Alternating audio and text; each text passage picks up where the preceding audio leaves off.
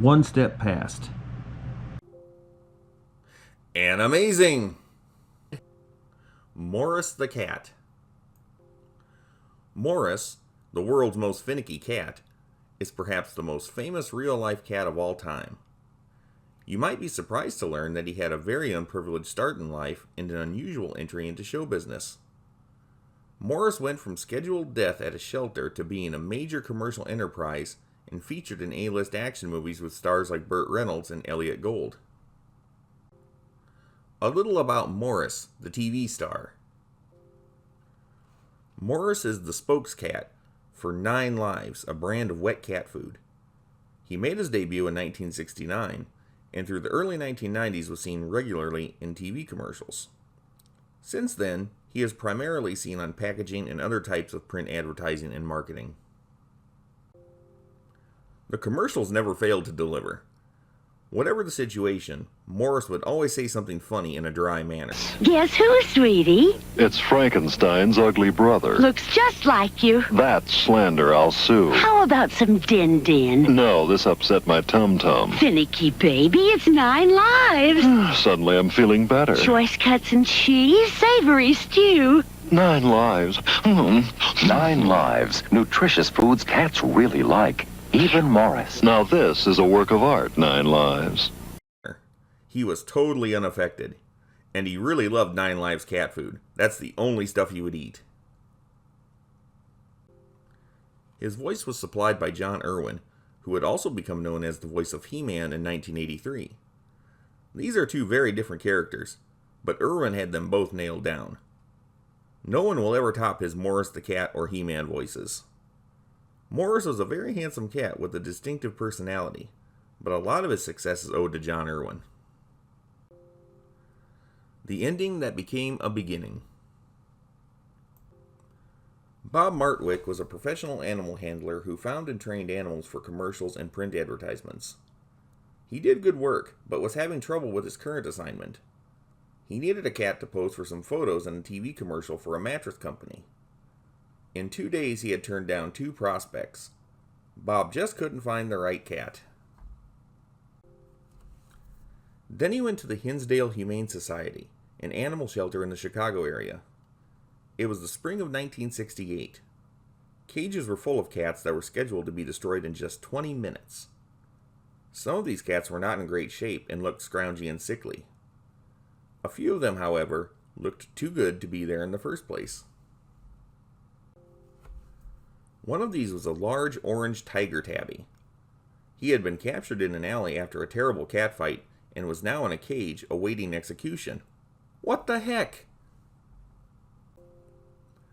This cat quickly gained Bob's attention. The unnamed cat was in a totally bad spot, but if he realized it, he didn't care.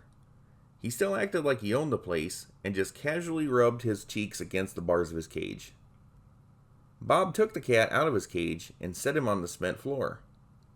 Most cats would have run away. This cat just stood on his feet and looked up at Bob with a, "Yeah, can I do something for you?" sort of expression.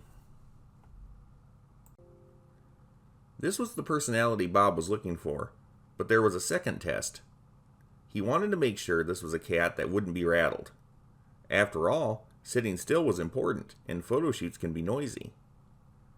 Bob dropped an empty tin food pan on the cement floor in front of the cat. The cat simply looked up at Bob, as if to say, "So, are you going to put food in it, or what?" Bob wasn't looking for a frisky, animated kitten. The lack of expression is what was going to give this cat its personality. There was one final test. Even though this cat had the desired laid-back attitude Bob was looking for, he still had to be affectionate. Bob patted the cat's big, M-marked head. The cat brushed his head against the man's pant leg, knowing he was good people. Just like that, and for $5, the cat that would become Morris was saved from the jaws of death in the nick of time. It would not be long before his winning personality made him the first feline superstar. Lucky's first job. Bob had named his big orange cat Lucky, after its narrow escape from the Grim Reaper. Lucky quickly went to work. they arrived at the film studio for the mattress company. Along with photographs for print advertisements, a TV commercial would be shot. In the commercial, a man and woman were on the bed. Lucky would be on a windowsill, out in the rain, waiting to be let in. There were 18 takes, and the cat did a very, very good job. He was a natural actor. The commercial was a modest success. After this job, Lucky went to live with Bob at his place in the country. Bob had a lot of dogs there, but no other cat. It was about 6 months later when Lucky really hit the big time. Lucky meets Leo Burnett. The Leo Burnett Advertising Company of Chicago was hired to come up with a new mascot character for the 9LIVES cat food brand. The client was Heinz, who bought Starkist Foods in 1963.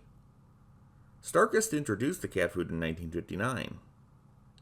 9LIVES had been around for a while, and in 1969 it needed help. The Burnett Company was a good choice.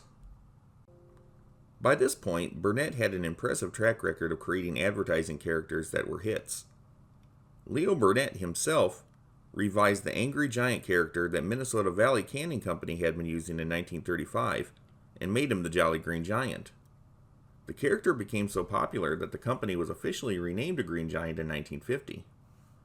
In 1972, Burnett's agency created Green Giant's companion character, Sprout.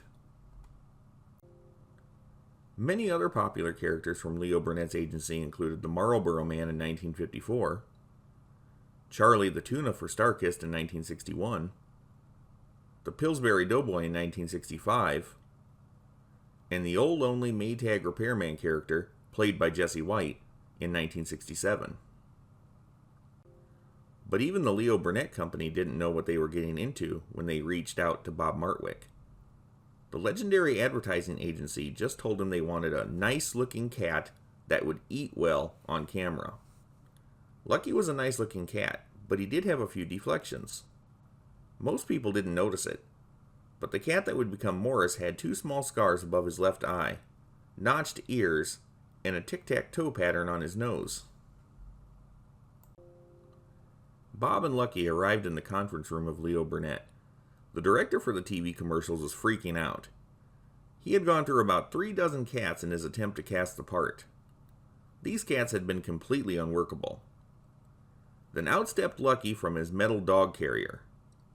Lucky was a big cat, and this was the only thing Bob had that would hold him.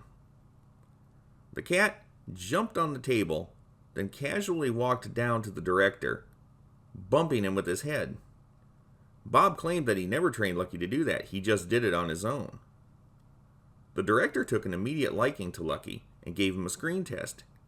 He went so far as to call Lucky the Clark Gable of cats.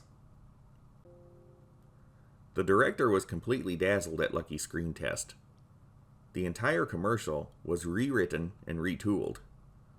What was going to be a walk-on role turned out to be a starring role. But he had to have a better name. For such a cool cat, Lucky was a lame moniker.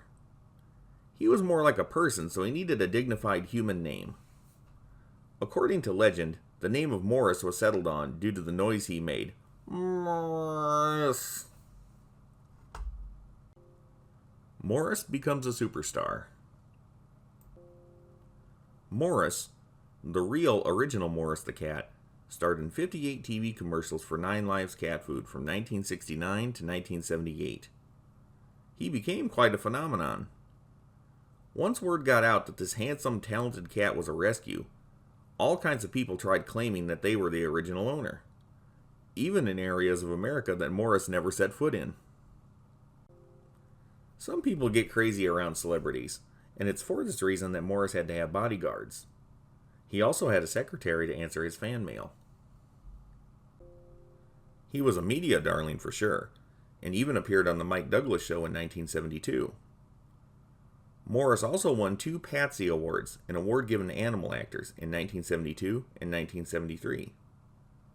The famous cat appeared in action movies like The Long Goodbye with Elliot Gould, and Seamus with Burt Reynolds and Diane Cannon, both in 1973. His lasting legacy was being an ambassador of responsible pet ownership, pet health, and pet adoptions through animal shelters. Morris traveled 200,000 miles a year, making appearances in the United States and Canada. Morris has been merchandised quite a bit over the years. He's been made into stuffed animals and has appeared on coffee mugs, watches, tote bags, cat toys, all kinds of things. The original Morris the cat died in 1978 at the age of 19. He may have had a rough start in life, but he certainly made up for it. Amazingly, however, his story doesn't end there. Morris never left.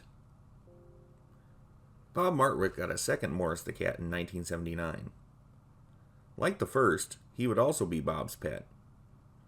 The popularity of Morris never declined. If you were a child in the 1980s and early 1990s, you were certainly familiar with Morris the cat from the TV commercials. They were funny, and the productions were sometimes very big and showy. That cat was always up to something, and he never dropped that nonchalant attitude. Morris, too, was featured on the TV show Lifestyles of the Rich and Famous. He was also given his own primetime special and appeared on other shows like Good Morning America and The Oprah Winfrey Show. It's assumed that Morris was the inspiration for the Garfield comic strip. It's also believed that the earlier comic strip of Heathcliff had something to do with Garfield's creation.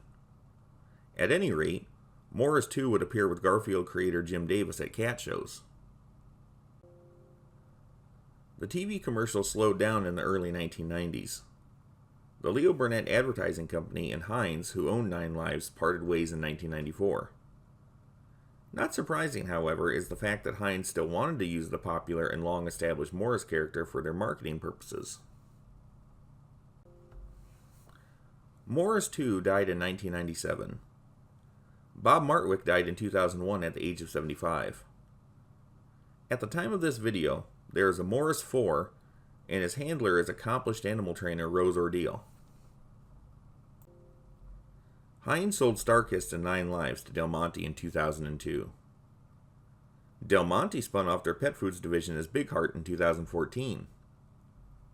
Through all that, Morris the cat is still a familiar, fuzzy face with the 9LIVES brand. Morris the cat is more than a TV star, he's Animazing!